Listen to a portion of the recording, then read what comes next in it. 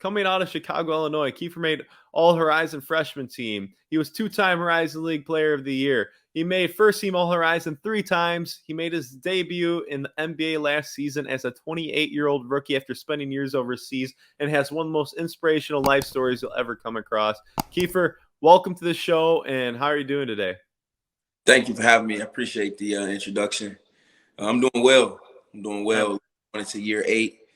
As you said, all those accolades, it just lift me up. People told me I wouldn't even play high school basketball. So, yeah, to make it to be a professional in general and going into year 8 healthy and whole, I'm excited.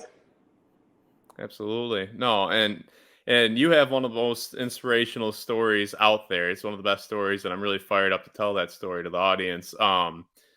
To start, you could write a movie and a song about your life and your career, but you already have both of those. Chi-Town, the movie. Make sure you guys check that out. And the song, Keifer Sykes. Great stuff. My first question is, how did that movie opportunity come about? So the movie opportunity came about from, it was going into my senior year. It was a group of, guys filming Oprah's last show, with me living in Chicago and them loving basketball, being New Yorkers. They wanted to just get just a candidate, just a real life story on just inner city basketball. So they started filming, all the seniors and working in project with this all-star game that we had at the end of the year. And I happened to be a senior that year. And basically, long story short, they filmed a lot of guys, all the members of the game. And at the end, they didn't really have the project that they wanted. So with me going to a small school, getting more playing time my first year, they like my character, they like my family. And they just was able to, craft a story of, Chicago and basketball around just around me. And they just said, at one moment they want to just pivot and just make it a documentary about me.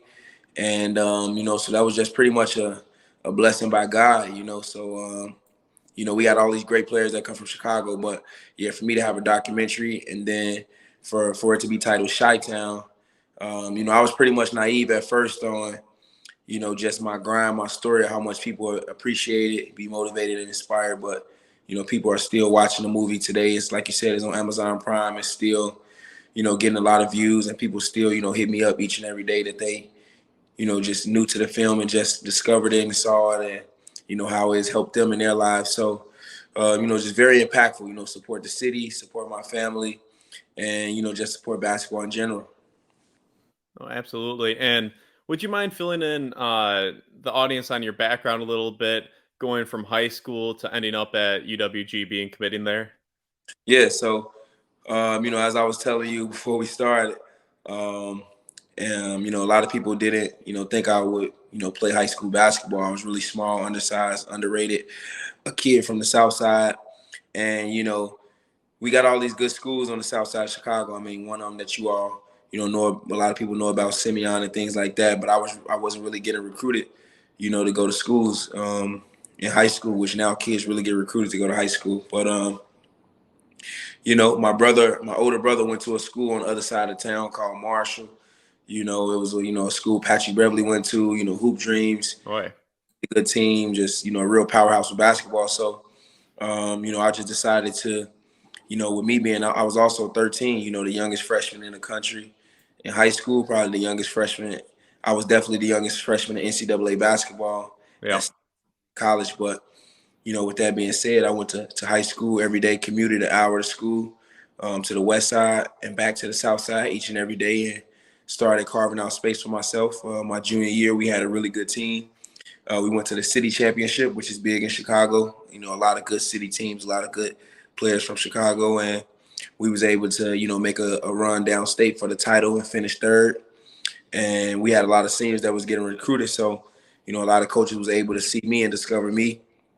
And I got my first offer to Wisconsin Green Bay, and I took it. It just felt right. The whole staff, showed me a lot of love, came out to support me, support my family, and recruit me.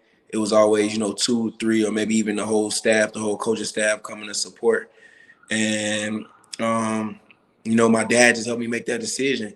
They was having 2 senior guards leave, and, I knew I have an opportunity to play, and it was close to home. And with me being a teenage parent, I just had a son. So facing all these obstacles, I just felt like I had to go with my gut and what was right. At the time, I didn't really want to mess that up or, try to go into a senior year, get hurt, or try to go into a senior year and try to play for, to get a bigger school, a bigger name. Yeah. Green, like it was fit for me. So that's how I ended up there. Yeah, and you talked about how you were one of the youngest freshmen in the country in high school, but the same thing in college where you were a 17-year-old for a pretty solid chunk of your freshman year. Talk about what was that adjustment like being a 17-year-old kid going against grown men in college? Well, yeah, it was a big adjustment. It was something, even being young, playing when I was 13, playing against 14, 15-year-old eighth graders, the fourth grade playing on the fifth and sixth grade team, always playing up. That was something that was, big for me, but it was really only like 1 or 2 grades. So when I got to college, it was very much drastic. Yeah. You guys that, some guys are red shirt seniors, 23-year-olds, some are even 24. Yeah. Um, guys who have been in the weight rooms for years, guys who's mentally on another level, guys that's, just, getting projected to play professionally. And yeah, it was a huge adjustment for me. But, with me growing up, always trying to look ahead and just trying to be a leader, I was excited. I was looking forward to the challenge. But, my coaches helped me. Like I said, my dad always motivated me. But that was something that was, eye-opening. Like you said, I was a senior. I was 17 until about, the end of December. I turned, 18 December 30th. So that's like half the year, Yeah. So, um, playing against, the big schools, especially on the front end of the schedule. Like Jordan Taylor. Yeah, playing against, Jordan Taylor, like you said, that name is significant. That was a guy who was, doing really well, very prestigious in college, got good guys around him, a good team, and been running that, Wisconsin program for a while. Yeah. Um, you know, those are good battles that, helped me, far along and, my career even to today, to just be ready to play against veterans and, just how to be prepared. Sure. And watching the movie Chi-Town, Coach Wardle said that you already as a 17-year-old are one of the best leaders on the team. Did that come from your life experience and kind of having to mature at a young age that you're ready to take on that leadership role so early on in your college career at 17? Yeah, 100%. Like I said, with me always being young and my dad just instilled leadership into me, growing up in Chicago where, I had a father who would tell me just, have good followership, do the right things, stay out of trouble. Those small things and those small lessons, lingered over to the court of me just always having the will to win. Um, like I said, me being young, it was always uphill battle for me, just finding ways to, bring the best out of myself and my team. And, like I said, I already had that mindset of, I was young, so it didn't matter what age, it didn't matter in college, what conference, so it didn't matter, what was going on with, like the violence or, all the things of being an underdog of, you know, just just all the obstacles, teenage parent, just all the reasons why we can't do it. It just gave me the motivation to just want to, show and prove and, lead the way. And yeah, it's something that's, been a gift in my life to, like I said, have those notes and those lessons from my dad and to be able to have the opportunity to go out there and have the platforms to actually try to exemplify those things and make them happen. Absolutely. And we touched on your freshman year a little bit. Would you be willing to take us through your first 2 years and just give us a little background on what went down there? Yeah, so my first year in college, um, like I said, first it was like, you walk into the summertime, you got to get adjusted to lifting weights, things like that. Yeah. Like I was one of the younger guys on the team, but I wanted to just establish my, leadership early. So just trying to tell these guys, that, I came here to win. Like, I Yeah. know, but, we're a mid-major or, we were in the back of the conference, but, hey, I came here to win. Like, I'm very much desperate to, just make a difference. And I didn't know what that meant at the time, but I guess me being naive as well and just always having that belief, it helped me. So, to start the season, like I said, it was rough. We was able to get a lot of wins. We had some pieces, Alec Brown, a Yeah. lot of, a really great, energetic coach. and coaching staff. And, we just finished middle of the pack that year.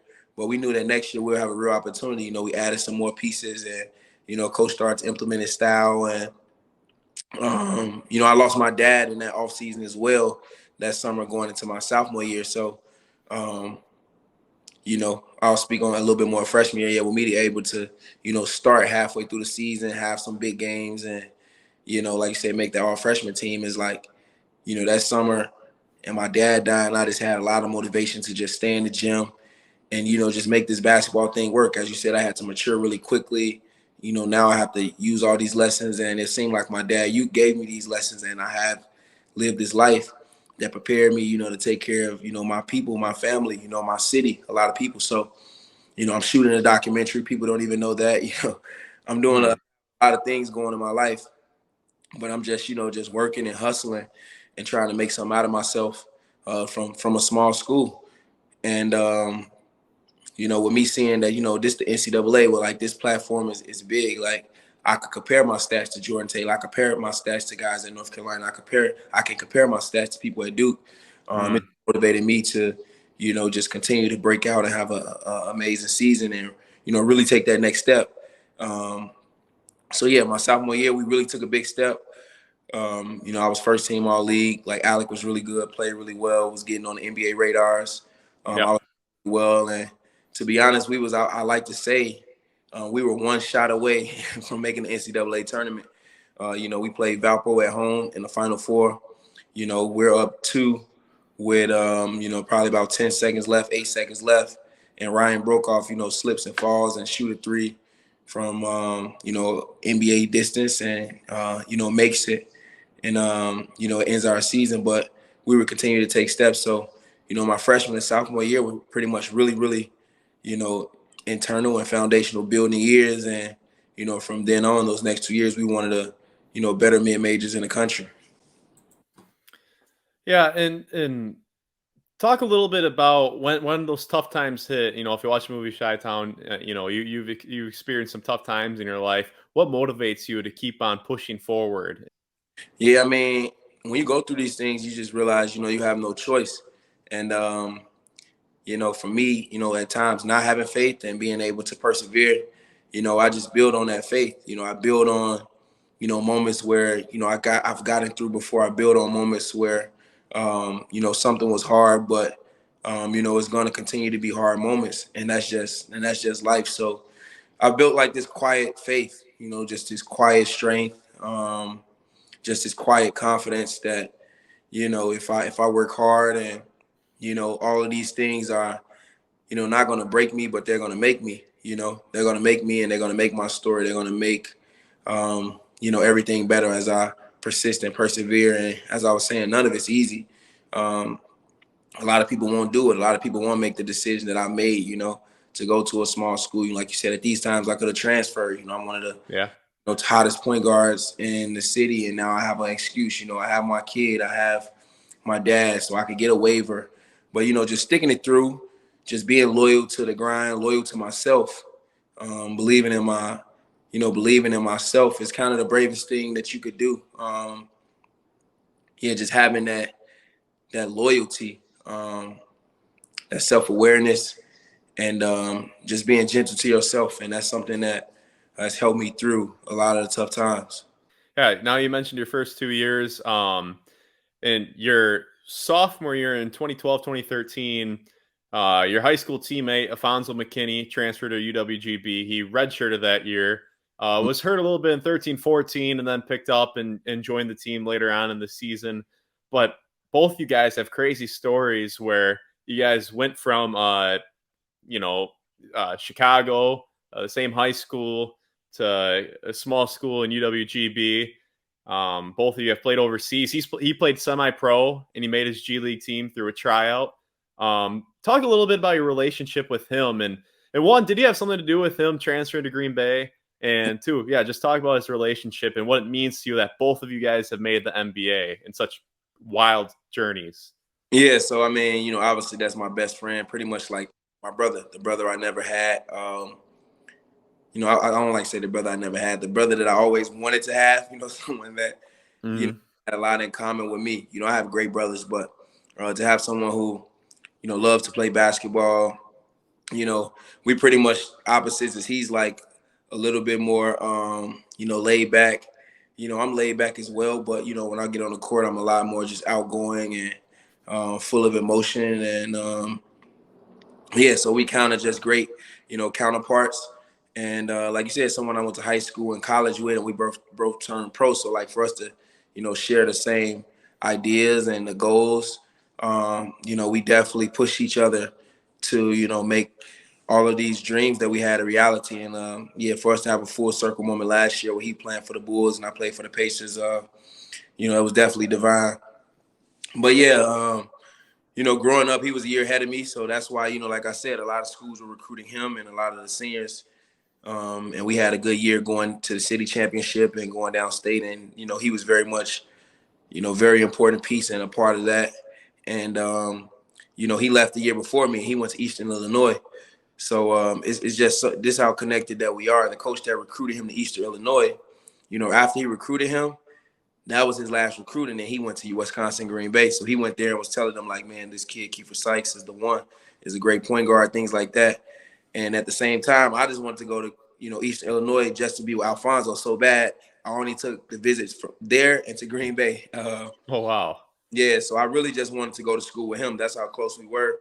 But Green Bay was such a great situation that really my dad made me commit. I dreaded that whole commitment process. You know, I love the school, but you know, I wanted to go with Alfonso, but that was kind of the first step of like, you know, my dad just continuing to teach me lessons about, you know, following, you know, what's for you on your journey. So, you know, that was for him, and he had a great freshman season, and you know, Green Bay was for me, and you know, that whole year, um, my freshman year, which was his sophomore year, yeah, we recruited him. We recruited him. I was going, you know, because the same coach that recruited him was my coach, was the assistant coach. We would just go, like, I, you know, push to the coach, like, hey, you need to get this guy, Alfonso. And I was just like, oh, he had another game, 15 and 10 off the bench. He did this, he did this, and he did this. And, you know, I really appreciate Water in the school because when my dad died, that was the first summer that he was there. And they definitely recruited him. And that made everything much easier for me. Like, you know, to be honest, I don't know. You know, I definitely probably would have stayed, but I like to think that, you know, I may have, you know, moved closer to home or something like that if I didn't have, you know, Alfonso come. So, you know, him staying there, we was able to, you know, make it through Green Bay and, you know, go to long haul. And, you know, playing college for 4 years is hard. So, Yeah. you know, we stuck it out for 4 years. He did 5. And, you know, it was a grind. But, yeah, so we both turned pro. We knew that we would, you know, overseas would be an option for us, just coming from mid-majors, just being underrated. And, you know, it's crazy that, you know, Alfonso was such an amazing player going into my junior year. He was the best player on our team. We ended up losing 5 games that year. We lost to Wisconsin by 2 at home. Yeah. But I like to think that, I mean, we lost to Harvard, a really good team. But I like to think that, you know, if we had Alfonso, we wouldn't lose any. Like, we probably would have probably close to win undefeated. Like, he's an NBA player. Yeah. No, that's a good point. And he was, that's just tell you how strong that team was going into my junior year and my senior year. But, you know, he played both of those years hurt, you know, torn ACL, torn meniscus. So, you know, I like to think that, you know, for me to just keep him motivated and for him to see what I was able to do and for us to, you know, share homes and keep each other motivated. It was life changing for us. You know, 2 kids from Chicago. You know, nobody believed in us. We were underrated, underranked. Nobody really knew what we were doing in Green Bay or doing at Green Bay. But for us to just continue to have each other and carve out space, you know, that's something that's going to be, you know, meaningful to us and to, you know, just inspire kids all over that. You know, I got to realize that all you need is one person to believe in your dream. Like, all you need is one best friend, you know, a couple friends that, you know, when you don't feel like going to the gym, they motivate you to go to the gym. When I didn't feel like doing homework, you know, maybe he helped me, or, you know, Sure. we just, you know, did pretty much everything together that it made life easier. We were just, you know, partners in life. So it was, yeah, for us to reach the pinnacle and the highest levels in the game, it's something to be said about just our relationship and just, how we, able to, hold each other up and push each other over the top. Absolutely. And no, that's an amazing story from both of you guys. And we'll keep we'll make sure the NCAA doesn't watch this with the recruiting him when he's at Eastern Illinois. but no, that is so cool.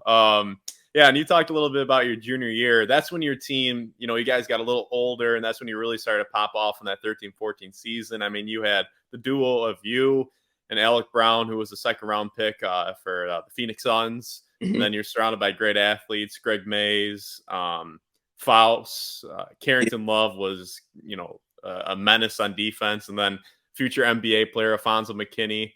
You guys were not the typical mid-major team. And yeah, that first game of the season, well, the first true game of the season in 2013-14, you played Wisconsin. Right off the bat, you had a ridiculous dunk where you tomahawk it down. You barely lost in down to the wire game. What do you remember of that game? What did that game do for your confidence? Man, I just remember it's something deeper in this game that, like, it's just like I was always ready to play in the big games and like really play, really. Yeah. And that's not something that's easy to do. You have the lead up. I have my whole family coming. I have all of my friends coming in. Oh, this Wisconsin.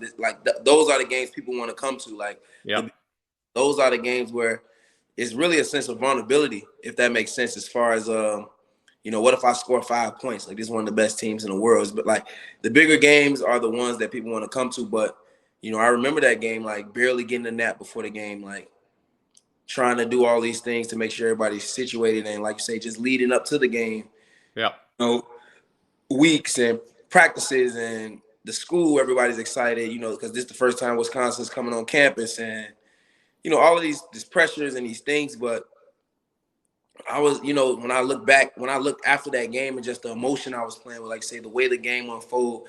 I mean, to be honest, as guy, like to be able to cross somebody and get a lane to dunk it, like to play the ball to tip right to me, it could have easily tipped to them and they hit a shot or whatever the case may be, or we don't make shots for a while. So like I just knew that it was just a sense of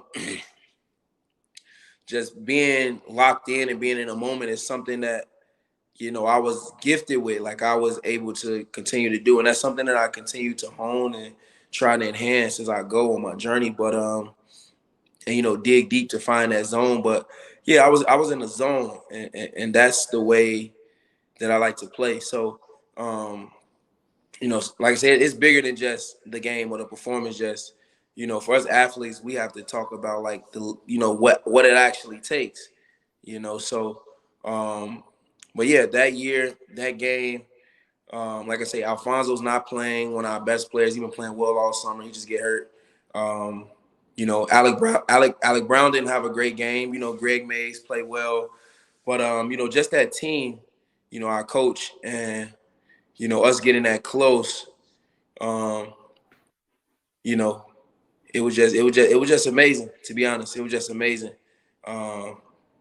But yeah, that kicked us off. That started off, like I said, we were one of the better teams in the country. Alec is going for the NBA, and it was a lot of pressures on us. So for us to play well and just put ourselves in position each and every night, each and every game, it was something special. It was definitely something special to be said about that team. The program was changing. We got more fans. We got, definitely doing some big things. So, I guess I'm saying this to say, like, to handle all of that was something that was great and amazing to me. And just as I continue to find that strength and work for that strength in life, that's something that I'm still amazed by, to be able to do those things. Absolutely. And yeah, you kind of see the confidence these guys built after that game, because a month later, Virginia came to town, a future 1 seed. And that Wisconsin team, for people to remember, they made the Final Four later that year. They were a 2 seed. Virginia was a 1 seed, and Tony Bennett made his return to Green Bay. And, in Chi-Town, I saw you had a poster of Tony Bennett on the wall. And you guys, they had Brogdon, Justin Anderson. Who am I missing? I'm missing somebody. What was that? Joe Joe Harris. Harris, that's it. And you Yeah. guys smacked them. You got the dub. And then you guys just had a phenomenal season.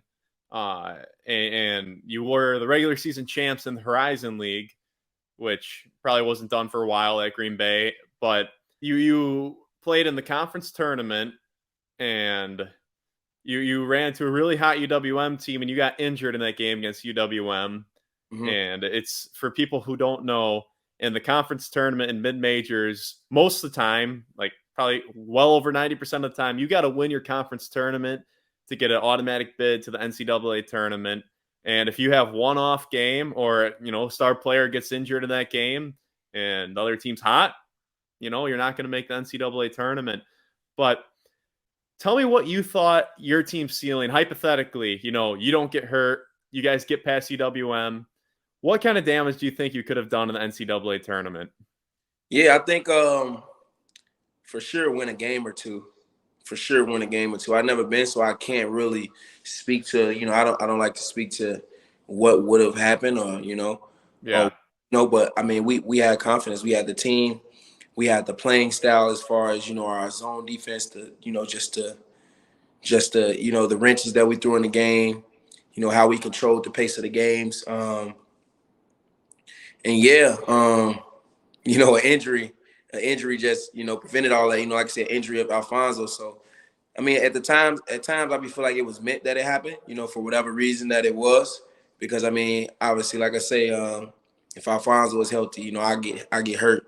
These are things that just, that's just transpired through the game that, Yeah. we can't prepare for. But, that was our strongest team for sure. With Alec Brown, Greg Mays. Alec Brown was great for us, drew a lot of attention. So, with him leaving next year, we made even further the conference championship, but we lost.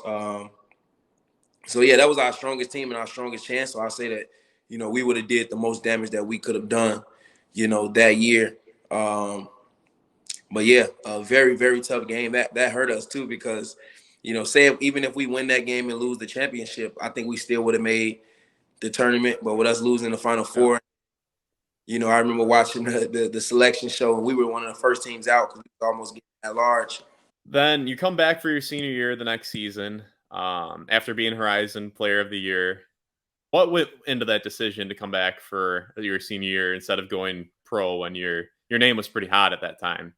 Yeah, a lot of things. Going into, we just finished the season, and now you have to do NBA workouts, and I was significantly hurt. I couldn't really perform in front of teams. Very much nervous about that. Like, we didn't make the tournament. I can't perform. So, will people pick me? And then I won't have my degree. This team needs me. Obviously, my coach needs me to come back.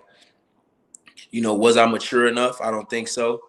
Losing that game and in that fashion with injury and, seeing that selection show, that was probably one of my toughest times mentally. I was young, I'm like 20, with all of this stuff and, wanted all of this success. And yeah, I wanted to win, get to the tournament to, put my name up there. To be honest, I was, I'm always very humble. So I didn't really even know if I was good enough to be in the league, to get drafted. So that would have did a lot for my confidence. So to not have those things happen, I was just very much unsure. And it just took a big hit to me.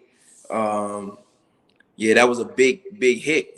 That's what I want to tell everybody mentally. Like, those things not easy for 18, 19, 20-year-olds to, these were my first time dealing with big, drastic losses, in the public. You know what I'm saying? The public, people were rooting for me, like you say. People were in the draft, like my name was around. So that loss was tough. And, I wanted to get better. I wanted to get my degree. I didn't want to leave without getting my degree. I wanted to finish what was done, try to get to the tournament. Alfonzo McKinnie was there. I didn't want to leave him. I was just young at the time, and I think to be honest, I made the right decision because, with me being a 28-year-old rookie, that was something that's amazing, that's still amazing to this day. But I didn't want to be someone who, was a rookie at 20 but wasn't ready, then mentally, spiritually, emotionally, I get something and maybe it gets taken away and now I'm not ready. That was something that was tough for me. But yeah, it was just so much on me mentally that I also wasn't ready to, step into that where I wasn't ready to perform. So, just being open and honest with that loss weighing on me, my health weighing on me, me wanting to, finish what I started. Mm.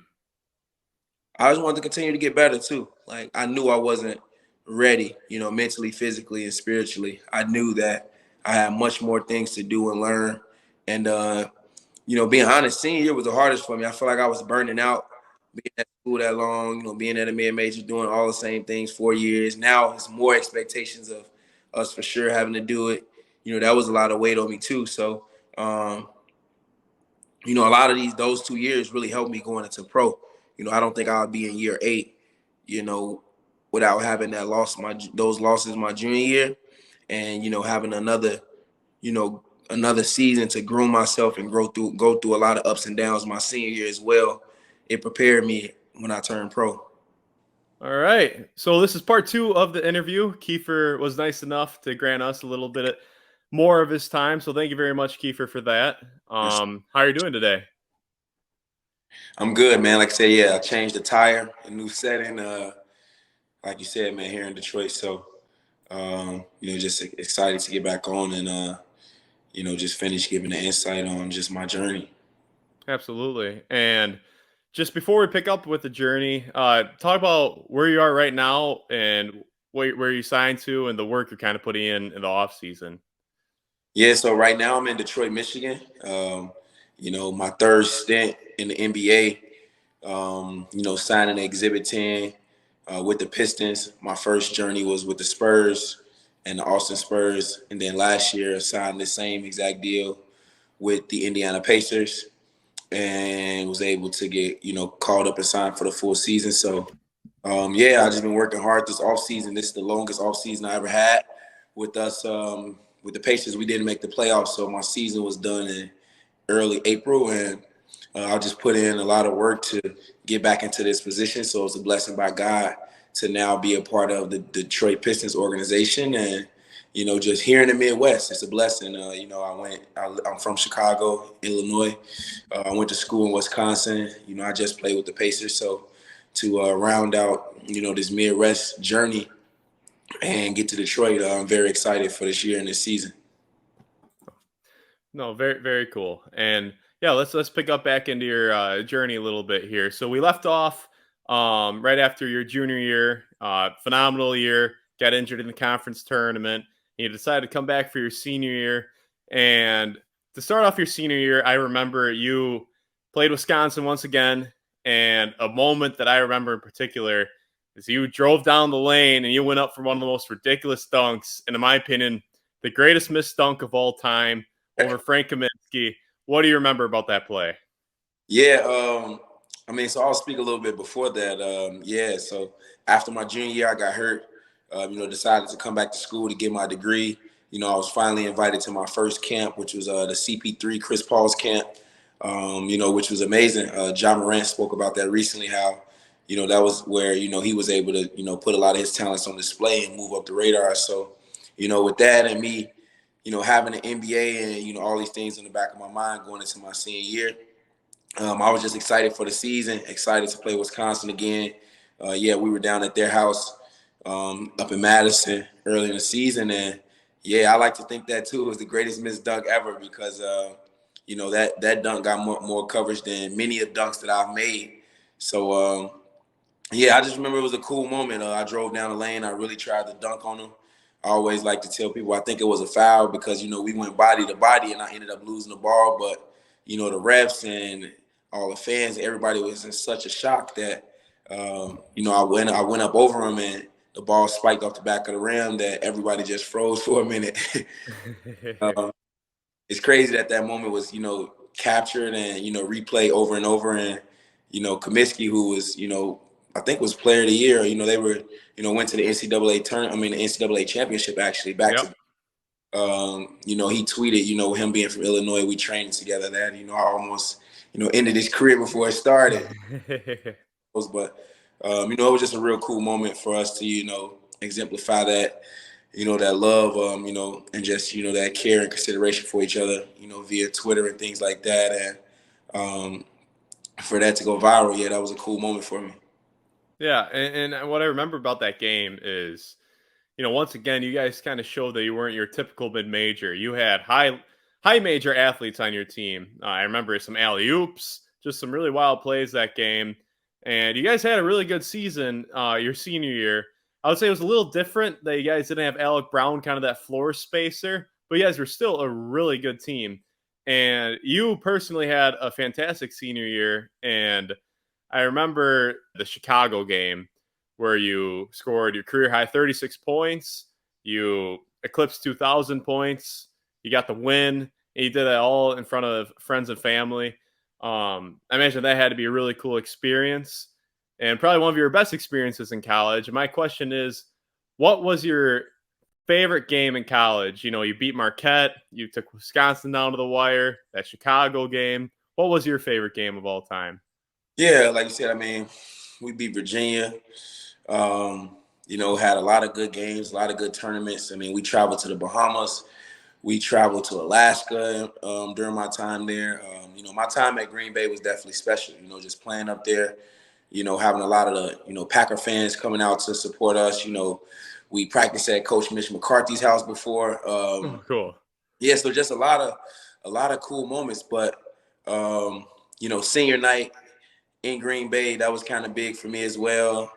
But yeah, I think like I say, when I speak back on just divine moments in my life where, moments where I'm like, all right, this was written before I was born. you Yeah. know, it would have to be, like you say, that game in Chicago my senior year. As I think about life, I needed 19 points going into that game. And, I could have scored 2,000 points anywhere in the world. It could have happened the game before that. The schedule could have been any type of way. But, and I could have scored just whatever amount of points on any day. But for it to all wind down to I'm needing 19 points. I average 18, 19, 20 points a game. I'm in my city. This is my last time playing here in college. Like you said, a lot of my friends and family there. I'm shooting a film, and these are things I don't even think of at the time. Like I said, I didn't even know the film would be big or anything, but I'm the pressure of shooting a film, the pressure of, this is my last game. Obviously, people in my city, UIC don't want me to get off and do well.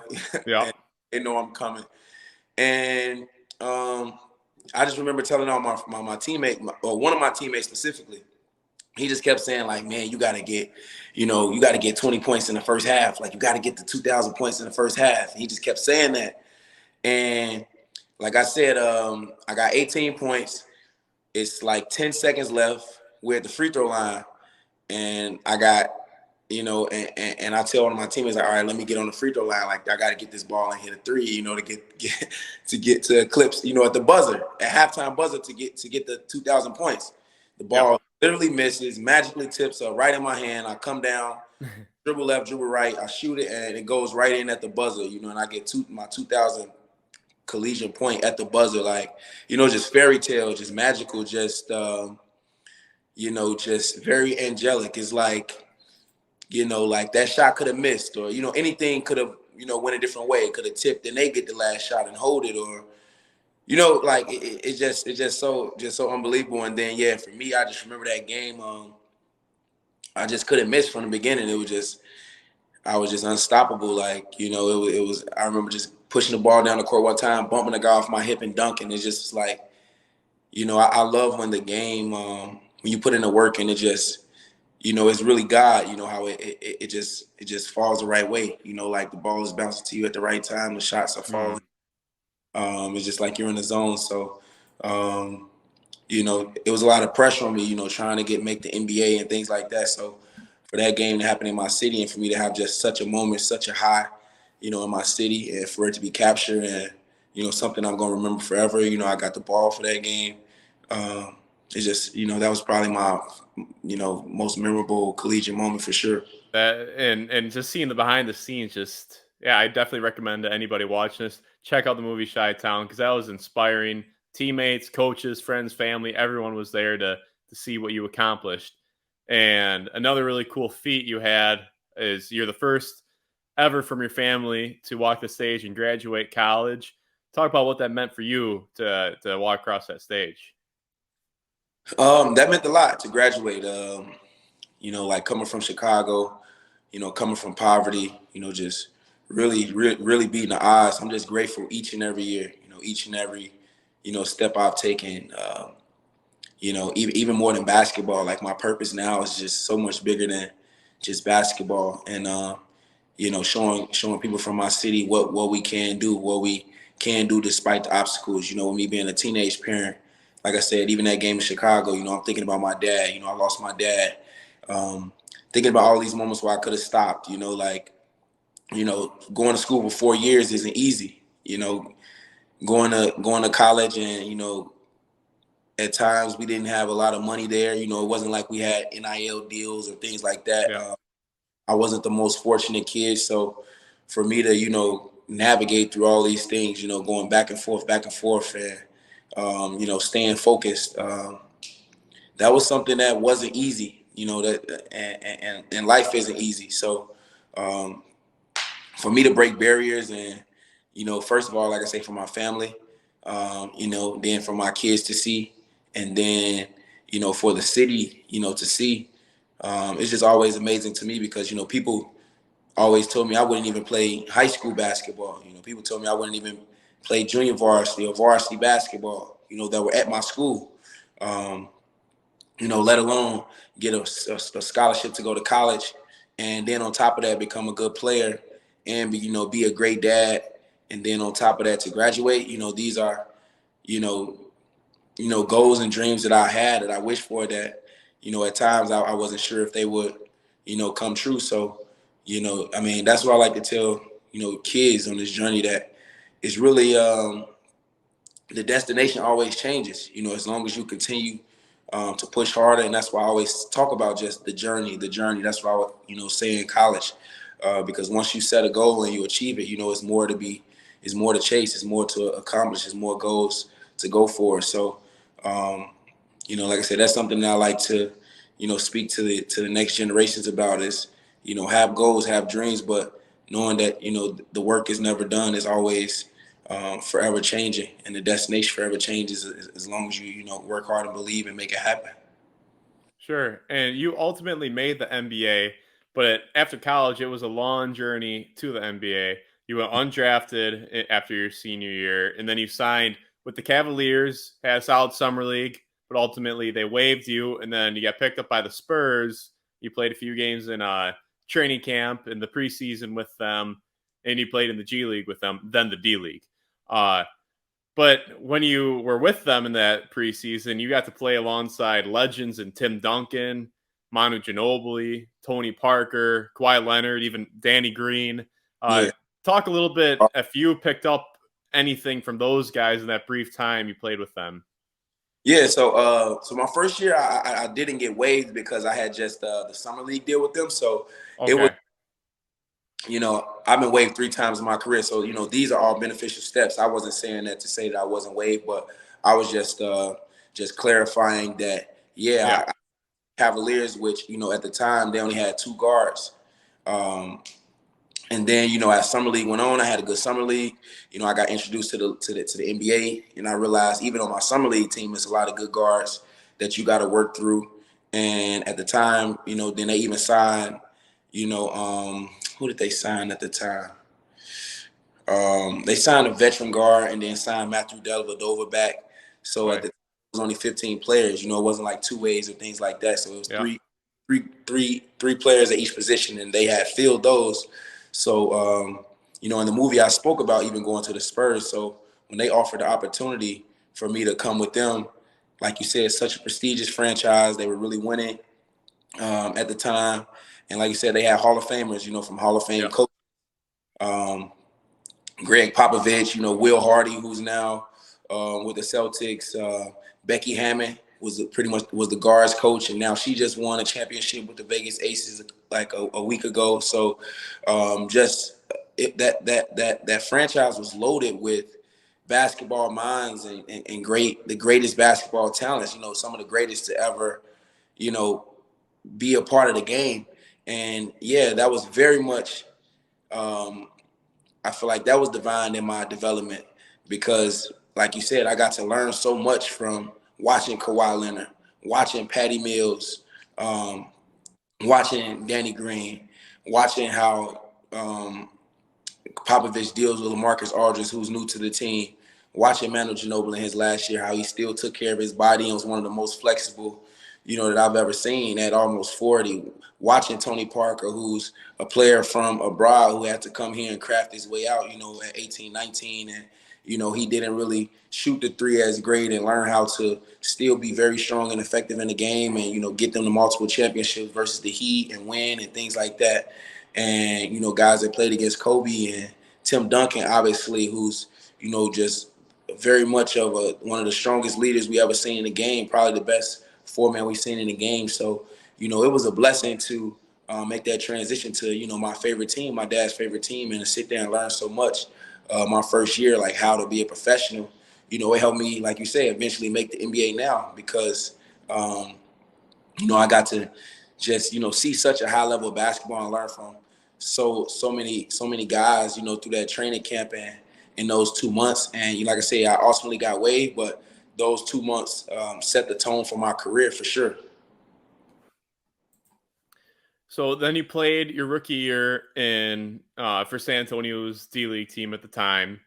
And I also just want to throw in there that, yeah, things have changed completely since you first entered the NBA with two-way deals and Exhibit 10 deals, which you're on right now. The game's changed completely since then. So it's much easier now to get an opportunity than it was back then. Yeah, the G League, and it was only at the time like 14 or 13 teams scattered all over. All of these teams are, is more teams and they're connected to their actual, the big team now, the big NBA team. So yeah, it's definitely I like to say it's a blessing that I was able to, score points in the D League and the G League. So I touched almost every league. There you go. And so then after that rookie year, he had a good rookie year for San Antonio's D League team. Then I believe you went to, I don't think I have the order correct, but South Korea, Italy, Turkey, and China. But to South Korea, Turkey, Italy, then China. So you had it. Okay. Okay. So yeah, and I was listening to preparing for this, I was listening to my guy Trayvon Jackson's podcast, and you shared some really interesting information that really just made me say, wow. Talk a little bit about your time in South Korea and the situation they had set up for you there with like the two backup players or replacement players that had kind of, on deck while you were playing there. Yeah, so I'll speak a little bit about my time in the G League. So, in the D League with the Spurs. I'll make it brief. But, yeah, so I started out with the Austin Spurs. They're very much loaded, and I realized, how talented the D League is. We had 4 guys get called up to the NBA within the first 2 or 3 months. So, that led to me getting the opportunity and, like you said, having a good season. But at the end of the season, they had my rights. I went to Summer League with Golden State. I did well, but with me having kids, I had to go make some money with no team really wanting to sign me to a real deal. And with, the Spurs not wanting to trade me, so it was very tough. And, I had went to South Korea, a very tough league. It's only 2 Americans. And there was like height restrictions. So you have to get one guy that's, 6'5" or under, and then, a guy at whatever height. So most teams had a guy like 6'5", and only 2 teams at the time had, smaller guards, which was our team. And, we were battling between the first and the second position all year. But this is when I learned how cutthroat, pro basketball is. When, 2 times in that season, I almost was cut. And their system is when you're about to get cut, they give you a week to play out your contract. And if you do well and they want to keep you, they keep you. And then if not, they go along with the transfer. So it was just very tough because, this is my first time abroad. We're playing well. I feel like I'm doing well, but because we, it's just is just so serious to the fact that, in their minds, they didn't think we could win a championship, even though we were always between the 1 and sometimes dropping to the number 2 spot. We were behind, another team. And their projections were that, maybe they need to get someone else, closer to 6'5", that could help them bring the title home. And, that was a big wake-up call for me. I was very much nervous, very much scared to, get sent home, feel like I failed, not be bad for my family, and just feel like a failure professionally. So, man, I just remember the first time, just me playing unbelievably, And like I said, we still, played through and, went a couple more months. And then it happened again, And with me being a rookie, those are the type of things that happen, like people don't believe in you. People are not sure. They don't think you can get it done. So I just remember at that moment, taking that hard and, walking in the gym, feeling like your team not with you, going to games, feeling like the fans not supporting you. God willing, God blessing that the fans were actually on my side. They felt like I was playing well enough, doing well enough. It was more the management, but this is where I got to realize, like, how serious management is. It's not like college anymore, like where you for sure, you sign NCAA wise to this school when you're there. Like, if the management doesn't feel like if they're not happy with you, they could trade you. People got traded today here in Detroit, and last year with the Pacers, people got traded. So that was a big wake-up call for me as a rookie, that it could happen my first year abroad, that it could happen, anywhere. And, yeah, I just remember that second time, I told them I would leave no doubts. And so there we would play rounds where we would play. It's 10 teams. We would play everybody all 9 teams 6 times. And, that last showing, and it was also rules where you only could play two Americans at a time for 2 quarters, so it was all of these weird restrictions, Wow. all of these things, I would like to say, going against me, or all of these rules that wasn't favorable. But I ended up, I told the team we was going to go 9-0, and we did. And I won the MVP of the round off the bench. I just remember, because they would usually go with our big guy because he needs to rebound and score. So I told myself every time I get in the second and third quarter, which is the only 2 quarters where you could have both Americans, both imports on the floor, that I'll make sure that we go up. So by the fourth quarter time, then they're resting our big guy because we have such a big lead. I ended up, man, playing out of my mind and, tapping into my game and my spirit. And, we went to the playoffs, swept the first 2 teams, and we ended up winning the championship. So that was very, very gratifying for me. Like, it showed me just a lot of strength, just in my first year of what I could overcome and, how I could just be by myself on different time zones all over the world and just really trust myself and my game, and go through a lot of hardships and to win a title and then to do it as a rookie. That was something that's, that just, changed me also from just being a professional my first year abroad. Adapting overseas, was that a little easier for you than maybe some other people because of what you've experienced in your life and the obstacles you've already overcome, where, hey, like, I can do this. If I've already done everything that I have to this point, hey, I can overcome this tough situation overseas. You think that adapting is a little easier for you than maybe some other players? To be honest, it's very difficult. So I wouldn't like to say it was easier for me. I don't even want to say easy because it's something that's really, really, really hard. And, everybody's situation is different. Most people go to Europe first and, it comes down to pay and it comes down to opportunity. It comes down, like I say, coaches, management, playing styles. I would like to say that I was blessed, that I was blessed to be in some positions to where I had some good teammates, that I had some good teams, that I had some good coaches. And I like to say I navigated it. I just been navigating it, just trying to outmaneuver, just trying to move well through the process. And, to your point, yeah, like I feel like being from Chicago, just carrying my toughness, that helps. But, I mean, even in that rookie year, I remember we had, a guy, our other import was from, the Chicagoland area, was someone that I trained with, our big man. So, he was able to help me a lot that first year. And, I had like a translator and good people and a good situation, there, even though some of it was tough. So, I like to just say that, like, and then I was getting paid probably more than most guys. I was getting paid more than some guys, just make in that first year. Me going to the D League, and with me, being a better player, and me, stepping out. Like I said, most people don't go to South Korea that first year. People never go there. Actually, it's only 2 players on each team, and it's 10 teams, so it's only 20 slots. So for me to step out on faith, like, hey, I'm just going to go all the way over here and try to get back to the NBA from this league that the NBA doesn't even look at. Like, you don't really see people in the NBA from South Korea other than me, and I think Deontay Burton did it a couple Right. years. But it's just I just feel like my journey has been my journey, and definitely a lot of the values and morals and the faith that I have, definitely carry me through because I do, step out on faith and take faith steps, more than other people may be, or more than what they probably can do based on their home situation, whatever circumstance it may be. Definitely. And so, how do you think playing overseas for so many years and so many unique situations, how do you think that has affected your mindset and affected your game on the court? I think playing in so many places has just made me just more versatile, more adaptable. I've taken more challenges. Like I felt like after that year I won, I could have easily went back.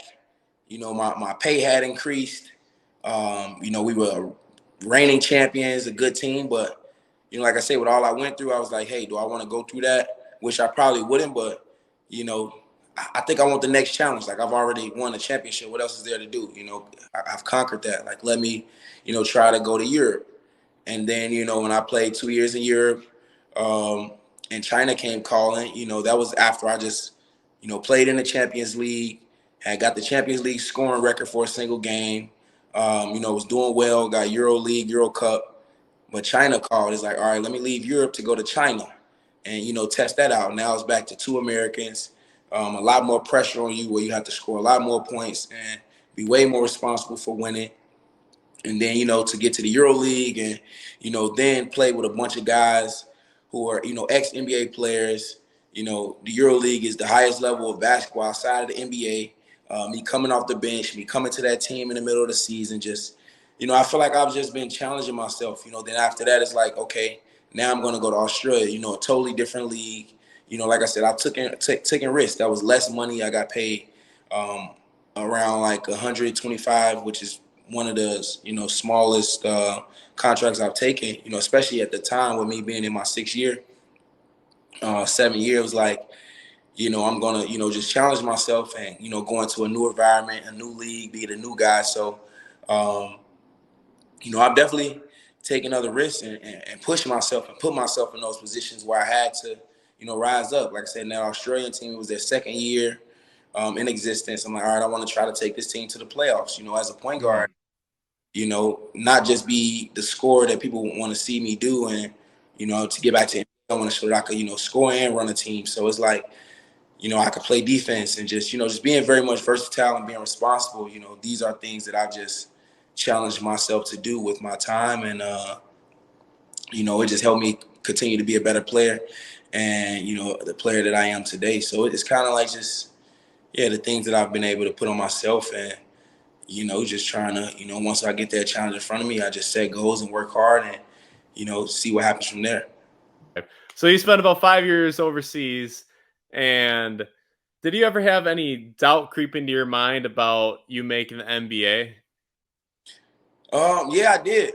I didn't think, at times I didn't think the NBA was, I always held the dream that it would happen, Mm. but with it not happening, I was just kind of waiting on the time and like how it would happen, or just doubting how it would happen, or trying to configure in my mind how it would happen and, not put my will on it.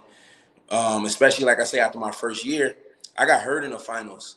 So, me coming off a great D League season with the Spurs, me winning a championship, in my mind, I was like, all right, I can't wait till this season is over. I'm feeling really good.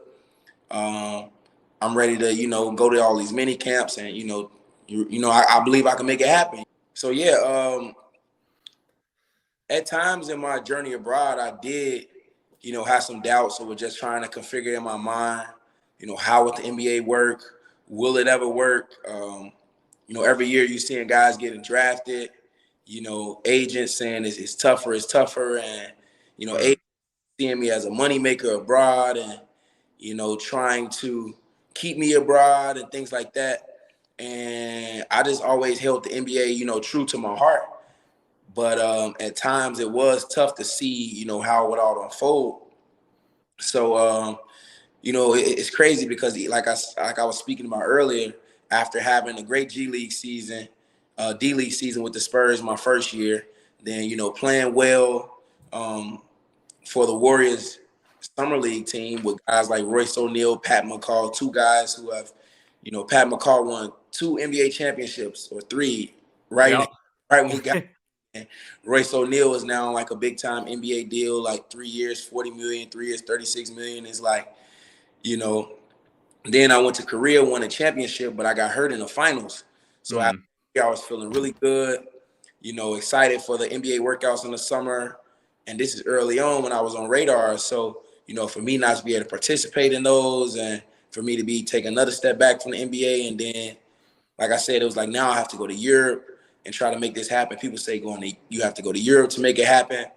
And, you know, it just seemed like it was tough. Then COVID happened. So, COVID was a big hit because, then gyms were closed and, NBA teams wasn't having just free agent workouts or even pre-draft workouts for college guys or anything. So that was a big hinder, then the Yeah.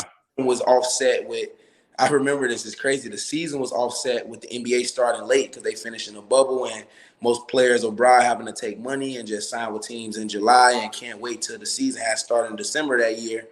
And if you remember, I had tried to I really wanted to make the NBA. So these are two things that I did. I signed for this Turkish team for the final 8, which was only like 2 weeks when they were Okay. COVID. And then I signed for Greece for 1 month, to try to extend. And I tried to wait till like November and December, but, teams wasn't even coming and letting free agents get opportunities. So then I just signed in Australia, which was late because they didn't start until January. And all of these crazy things like just life happening. How's it going to work? Yeah. Um, but after that season, I just told myself like, if you want to really go and get this and you believe in this, then you got to just go all in. And God willing, some teams wanted me, and I had just told my agent like I had to switch my agent because I had to tell my agent like I really just want to go for the NBA. I don't want to go for any money.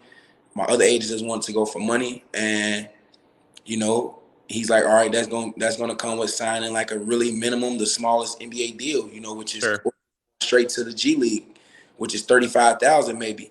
And I was like, all right, we're gonna go for it, and I just stepped out on faith, and um, it's just surreal how it's now, like I said, I'm in my 3rd NBA organization, and training here with the Pistons every day, and the measures that I went for. Yeah, and as we were saying earlier, just you have one of the best life stories out there. Not even just in basketball, but just life in general. And to see it come full circle through, growing up in Chicago to going to the mid major to all the years overseas, and now I would say about the last year or so, maybe a little bit longer than a year, you've been having a record year after all that journey. In August of last year, I believe it was August of last year, you hit the game winner in the TBT, and then almost like simultaneously you signed with the Pacers, Yeah, and that was a non-guaranteed deal. But later on in December, right around your birthday, you yeah. signed a guaranteed deal for the rest of the season. Um, just talk about everything coming full circle for you a little bit in your journey here. Yeah, so like I'd like to say, I always like to give thanks to God. As my head says, Godspeed, and um, but yeah, that was very, I've been just trying to just trend up, just trying to trend up in my career, which is it's not easy to do, but I put the work in. So yeah, man, I signed with the TBT team and was able to get some extra money, which helped because, like I said, I took the smallest deal, and then I in Australia I've ever taken. Then I went to signed this Exhibit 10 deal, which was a $85,000 deal, and for me to work my way up, and I got cut, I got waived, after training camp, after having a good training camp, after being on such a high with the TBT. I like to tell people about the lows. Getting cut was Yeah. tough. True. They bringing in a guy, with a week and a half left in camp, another guard. When I've been there putting in work in the summer league, it was tough. And I went to the G League, led in assists, had a great year, and yeah, for them to call me up around my birthday when I was just speaking to someone about this recently, that that call up wasn't even something that they thought would be guaranteed. Like if I didn't play well those 10 days, I could have well off just been in the G League and waiting for another call, another team for the rest of the year. I think that was the only chance they would have given me. But like I said, with the blessings from God, things happened with COVID during my 10-day. It was like COVID waves through the year, and like our team had got hit with it, and I was healthy, and I was able to play well and play well in the Garden, play well against the Cavaliers. Kyrie's first game back, and play well versus the Nets, and just gain some trust and get signed for the year. And just feel like this is going to just continue to change the trajectory of my career. So yeah, this year has been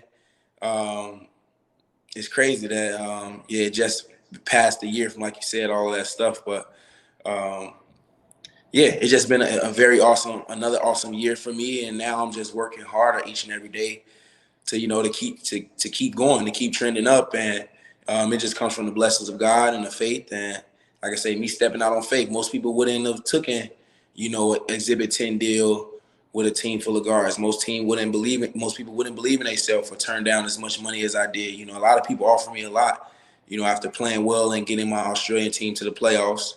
A second-year team where only 4 teams make it to the playoffs there. It's a very competitive league.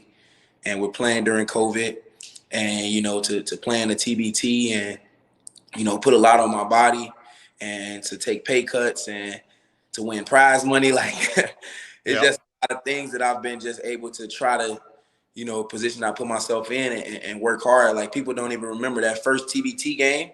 I played 8 minutes, Wow. Coach didn't even know of my game that much yet. We had DeAndre Kane, Tyrese Rice, Devendorf. even all of these guys who, then a team full of Syracuse guys, DJ Kennedy, all these guys who have a long, really great resume abroad, and me getting in the mix of that, and like I said, some guys getting hurt, and I was able to get an opportunity down the stretch and in the championship and win. It's just been a story of just me just staying ready, have to get ready. Like you said, from my whole journey of a mid-major guy to now. Yeah, and then kind of diving into the NBA a little bit. You had 2 games, your first 2 games in the NBA, where you played about 10 minutes coming off the bench, but after that, you got the opportunity to start. And in your first 3 games, I have the statistics here. You shot 50% from the field, 42% from 3, 16.7 points per game, 5.3 assists per game, and 3.3 rebounds per game in your first 3 starts. What was the confidence level heading into those starts, and what was the mindset heading into those starts? Yeah, so like you said, my first 2 games, I played like 10 minutes. So those games were really hard. Trying to get my feet wet, trying to get my bucket, trying to come in on a team in the middle of the season, don't know the plays. Like I say, another tough moment where it's like, I'm trying to figure it out. First game couldn't score. My second game, I remember having 2 points versus the Bulls. I remember DeMar DeRozan hitting a one-leg game winner on us. Tough moments where, you got to go back to your room and look yourself in the mirror and just, trust yourself. Got to go and practice where, guys may be looking at you sideways, or the coach maybe not trust you, and trust yourself. And, I like to thank, like I say, the coaches and the people that I have, because for the next game, like I said, people got COVID. I was sitting on the plane, next to the guy who had it, and I didn't have it, and it just was God, a blessing. But, then for coach to have the confidence to start me, and me for having another opportunity, it was like, all right, you got like, I've already had these last 2 tough games, tough moments, but I've been staying with it and preparing myself for it. And, that game, I remember, I don't know the exact statistics as far as percentage, but I remember I had like 10 points, 6 assists or 5 assists, Cavaliers. And then, the next game, we go to the Garden, and we playing someone who I really admire, and D Rose wasn't playing, but I was just so excited to play against him. You Yep. know, someone who's my idol, someone that we all looked up to as guards growing up in Chicago. Be number one in high school, do 1 year of college, and number one overall pick to our hometown, win Rookie of the Year and MVP. Like, it was just, someone Unreal. he wanted to replicate that in some, in our own realm, into our own level of capacity and success. And, for me to have 22, I remember I hit my first 4 threes in the first, Yeah. just to be playing in the Garden, just everywhere you go in that gym is like Madison Square Garden. It says world's most famous arena, and you just see all the pictures of the artists and just everybody who's came through there with all of their creative talent, and and it's just something you just always look forward to. And for, like I say, for God to have the shots falling in, the ball coming into me at the right time, guys closing out at the right time, and I'm just able to let it flow. That just changed my life. And then, Kyrie Irving, he's my favorite player. Not anymore because I'm in the league, but Yeah. he was my favorite player. Like, I had just gave my high school all Kyrie's. He couldn't, I was very upset that he, couldn't play this season because they told us as, NBA players that, even if we didn't have the vaccine shot, we'll still be able to play. And, they basically made him retire. And for his first game back to be versus me, and Yeah. I'm That's really hard, cool. it was like really cool. It was really divine. And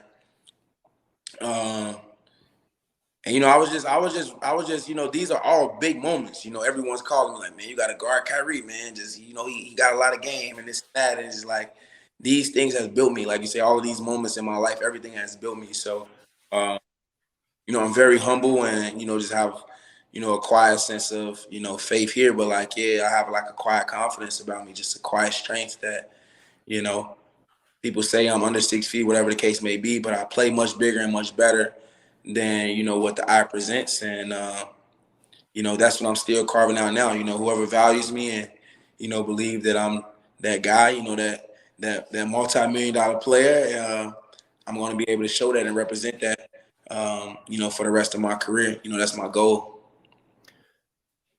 Absolutely. And you can definitely see the quiet confidence you have when in that game in the Garden, there was a transition play. I believe Julius Randle was back on defense. You took like 3 steps back and you pull up a three and transition to pretty early on in the game. You splash at nothing but net. Like, that is confidence at its finest right there. Yeah. I remember you were meditating before our last call, and yeah, I Yeah. was meditating and just seeing that moment, like not even that exact moment, but I just remember like, because I thought it was gonna happen at home. I just knew I had on blue jerseys, and I dribbled the ball out to the three and made it. And as soon as the steal happened, the moment just flashed in my head like, this is it. He's at the basket. He's almost 7 feet. Yeah. And I'm like, there's no way I could finish over him. Like, if I get this steal and try to finish over him and miss, it's just going to be a missed shot over a footer, which is not a smart shot. But like you said, I mean, I had that moment in my head from meditation and visualizing. And like I said, it's very, very, very bold shot. Like, this is my second start. Like, second start is like right in front of the bench, right in front of Carlisle. Like, I dribbled it out and I just let it go. And it's crazy. Those, like I say, man, those moments, like when I get out there, I just let it go. When I get Yeah. in those lines, I'm definitely a different player. I just let it go. So I just be myself, and that was exciting. That was very exciting. Absolutely. Now I have to give you a tough time. Oh, sorry. What was that? Probably one of my favorite shots of my career so far, for Oh, sure. absolutely. That was badass. But Yeah. now I got to give you a tough time on one. All right. Mm-hmm. You had a transition wide open layup, and you're one of the bounciest human beings on the earth in that game against the Knicks, and you laid it in. Why didn't you go for that dunk? Because you were feeling it. You were having a hell of a game. Why did you not punch that down? And, little emphasis there. Yeah, it's crazy. I like my friends, they got on me for that. I had to tell them, like, people don't understand from that moment, from making it to the NBA. I have been playing basketball for 2 years straight. So I had a bad ankle injury in Australia. I came right home. I played them all the way to the playoffs. Played in the TBT where we have like no medical staff, nothing. We just hooping. Yeah.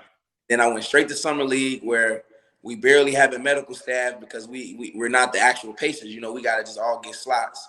And then I went right to training camp with the Pacers. Like I didn't even have an off season that summer. I remember I didn't have off season. I literally played all summer, like not healthy, like just playing. And I went straight to training camp with the Pacers, all the way to the end. Got cut on the last day. Had to go to training camp with the D League, where we don't have we have medical staff, but it's not top tier. You know, it's like we're in whatever hotels, we're on buses all day. We fly whatever. So, you know, played half of the season with them all the way up to the G League showcase in December. And then I got signed. So that's the first time I really started to get like high level massages and start to be able to lift a lot and get my body right. So I remember, I tried to go up for the dunk, but I couldn't rise up. My body like beat up at that time. And it's crazy because as you see later in the season, you know, I was getting much healthier, lifting weights. You know, we got more days off in the league. Way better treatment. And, you know, like you said, I remember that play. I was like, all right, I got to make sure I'm getting back to lifting, getting my body right. And later in the season, I was able to get like 2 guys that I dunked on, one in the Cavaliers game, one in the Portland game. But, you know, and then I had a full off season this summer. So, I'm excited to show everybody the bounce. I don't know if you saw, I posted a video recently in the New York Black Ops runs. Yeah, in that famous gym where all the pickup games are. Definitely, you know, got my legs back. But at the time, man, I had been playing basketball for 2 years straight trying to make this dream work. And I remember fast break, me trying to get up in it. I was just thinking at the same time, like, all right, I'm not all the way up there. It doesn't look like I'm about to dunk it. Like, I better not miss it. So I just turned it into it. So, man, all of my friends killed me right after that.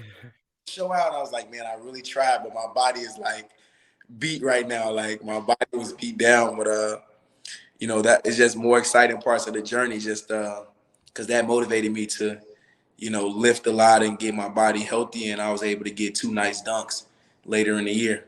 Yeah. I know, tired legs, that's a real thing after the grind you've been through. And one little tidbit I got to throw in there is today I looked up your 2K attributes. And right now for dunk, they have you at the minimum rating right now. Oh, wow. So, yeah, you're at a 25 rating. That's basically they can't dunk. So you're not able to dunk in the game. Oh, so wow. So once you make it back to the league this year, you're gonna have to bump that rating up and show them who Keifer Sykes is, because whoever does the ratings does not know about your balance, has not been following your career. And that's cool you said, because people don't trip about ratings, and I never did, even when I got on there. Like my son, and I'm like, I don't even care what the rating is like. But yeah, this is something that I would have to show them and complain about the ratings. Like, all right, whatever the overall is, you think whatever, but my dunk rating got to go up, so I got to get that. Exactly. I'll say this: I'll only get the 2K game if Keifer can dunk in it. Right, exactly. Same with me. So, that's why it's good. I didn't even get it last year, so yeah, I'll definitely you know, get it once I show them what I could do. Sounds good. And as we wrap this up, because I know you have a busy schedule and you got places to be, I just have a few more questions for you. One, if there's a kid growing up in a similar situation as you, maybe in Chicago or wherever, what's your advice to that kid that says, hey, I want to be like Keifer Sykes when I'm older? I'll tell them, man, I worked really, really hard, man. I outworked everyone. You know, I try to outmaneuver everyone. And this basketball thing has to be first. You know, I sacrificed my family. My daughter's birthday was yesterday, but I'm here in Detroit working. You know, I sacrificed, you know, being with my kids, sacrificed, like I said, being with my family, going abroad for years. But then I did all these things truly believing in myself. You know, I invested all my money, all my time. You know, I invested everything into my dream. And if you're not willing to do that and have the faith to do that, then it's gonna, you know, it's gonna be tough for your dreams to come true. So, you know, I've been able, like you said, to see my dream come true of playing the NBA, and I'm still working, you know, and got new goals, as I told you how that works. But in order for you to do that, man, you gotta go all in on this and have a lot of faith, and you know, that's the only way. If you someone, like you said, like me, that has to beat the odds every single time. Oh, that's great stuff right there. And then to finish this off, I have two more lighthearted questions for you, or rounds. One is we talked a little bit about the TBT. What do you think about starting a UWGB TBT team for an alumni squad? I mean, I don't think people realize that there's a lot of pros from UWGB like overseas. I mean, I got a list here. You got like Alec Brown is still playing, Greg Mays, Carrington Love. I mean, you and Alfonzo McKinnie most likely won't be available because you guys will both be in the league. But you still got, Sandy Cohen. I think Charles Cooper might still be playing. Kareem Cantor, Khalil Small, Ramon Fletcher. There's a lot of really good Green Bay players. And then, maybe down the road, once you're done with your NBA career, you can hop on the UWGB team. But what do you think about getting that going? Because you guys could really contend for a title with that squad. Yeah. And to be truthful, you just seen Buffalo won it, and it comes down to like people with lottery. Marquette won it before. It comes down to teams. So like you're seeing school teams win it. So I would love to have a Phoenix team, and I would love to be a coach. You know what I'm saying? Coach it. Yeah, Like absolutely. people that I don't think I will ever play again after. I was 9-1 in the 2 seasons that I played, and I won a championship on my son's birthday. So I probably could even play this year, but because I got waived at the end of the season. But with the way that ended, I don't want. I want to leave on top, leave a champion. There's no Yeah. doubt. So I'll definitely be all for having a Phoenix team, like you said. Definitely got a lot of great talent. Even that was a great list, but it's even more guys. So yeah, I think that's a great idea. Yeah. No, it's like George Costanza. Not sure if you're a Seinfeld guy, but leaving on a high note. You got to leave on a high note while you're on top. All right. That's it for me. Be good, everybody. You have So no, that's great stuff. Absolutely. Let's get you to coach and get that team going because you guys would be legit contenders. And then I have one last round for you. It's a rapid fire round where I'll just ask you a plethora of questions and just answer in a timely fashion. Sound Yes. good? Yep. All right. One, who's the best player that you've played with or against that's never made the NBA? With or against that never played in the NBA. Probably my guy David Simon, the big fella I played with my first year in career. All right. What's your favorite food? My favorite food is pasta and or tacos, either one. Favorite movie outside of your own movie? My favorite movie has to be Paid in Full. Wait, will we ever see you bring back the flat top? I'm not sure. A lot of people always ask me, well, yeah, maybe I might bring it back at some point. Dude, with the flat top, you're probably over 6 feet. Yeah. If you want to say you're a 6 feet guard. College, man. Yeah. Who's the toughest player you guarded in college? The toughest player I guarded in college, probably Jordan Aaron from Milwaukee. Yeah, he was very much tough off the dribble and a shot maker. You know what I'm saying? The way he could shoot the ball was unbelievable and could still get in the paint and finish. And he played big time games for sure. Oh, you guys went back at it. I mean, I think both you guys averaged around 30 points per game that 13-14 season head to head. So it was we got insane. 2 still to this day. He's a hell of a player. Yeah. Toughest player to guard ever. Toughest player to guard ever. You got to be between. I got to name 3 players. I mean, first I'll say Trae Young, Steph Curry, and Kyrie Irving. Those 3. Dogs or cats? Dogs. Favorite holiday? Christmas. The NBA player who was most surreal to match up with? That was most surreal. Steph Curry. All righty. And Keifer, that's all I got for you. I got to say, Keifer, thank you very much for all the time you've given me. I mean, between both episodes, we're well over an hour. I appreciate you fitting me in your schedule. And to everybody who's watching, I mean, Keifer has one of the best stories. Seriously, make sure to check out the movie Chi-Town to get a little background on Keifer and make sure to follow his career. But Keifer, thank you very much for your time. You're a great dude, and I'm going to be rooting for you along the way. Yes, sir, man. Thank you for having me. I appreciate it.